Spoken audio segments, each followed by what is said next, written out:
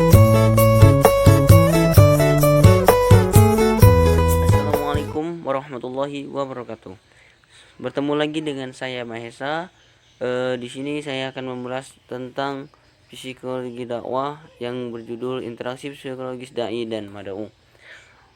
Baiklah, kepada semua kawan-kawan dimanapun Anda berada, semoga Anda senantiasa diberikan kesehatan walafiat oleh Allah Subhanahu wa Ta'ala.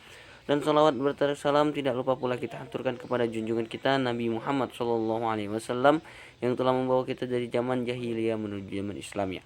Baiklah, selanjutnya saya akan menjelaskan tentang interaksi psikologis dai dan mad'u. Menurut bahasa, kata dai berasal dari bahasa Arab, bentuk muzakkar yang berarti orang yang mengajak. Kalau muannas disebut da'iyah. Jadi yang dimaksud dengan dai adalah orang yang mengajak orang lain baik secara langsung maupun tidak. Mad'u atau menerima dakwah adalah seluruh umat manusia, baik laki-laki ataupun perempuan, tua maupun muda, muslim maupun non-muslim. Semuanya menjadi objek dalam kegiatan dakwah ini. Semua berhak menerima ajakan dan seruan ke jalan Allah. Menurut Thibaut dan Kelly, bahwa interaksi psikologis sebagai peristiwa saling mempengaruhi satu sama lain.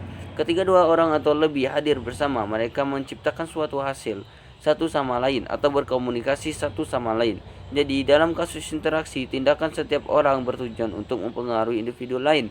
Hubungan manusia dengan manusia berkisar pada usaha menyesuaikan diri, baik bersikap autoflatis maupun aloflatis, sesuai dengan keadaan atau keinginan, di mana individu yang satu menyesuaikan diri dengan individu yang lain.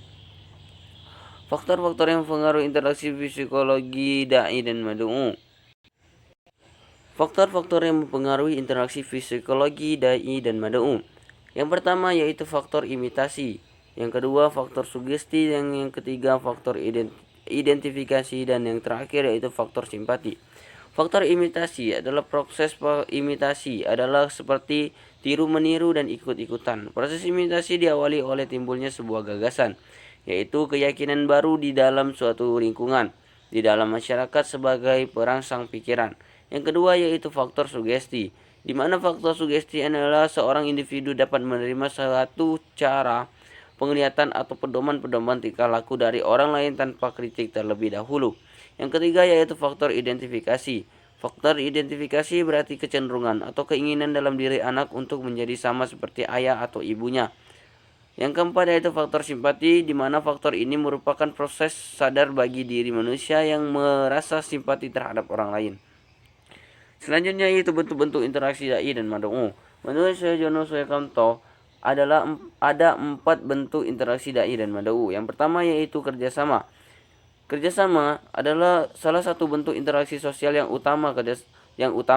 Kerjasama sendiri yaitu usaha bersama orang per orang atau kelompok manusia untuk menciptakan satu atau beberapa tujuan yang bersama.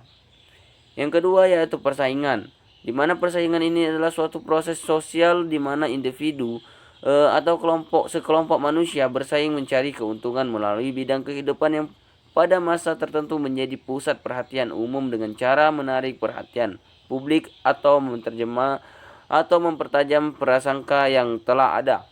Yang ketiga yaitu akomodasi. Akomodasi merupakan adanya perbedaan sehingga timbul adaptasi dengan kelompok lain yang menimbulkan kerjasama yang baik.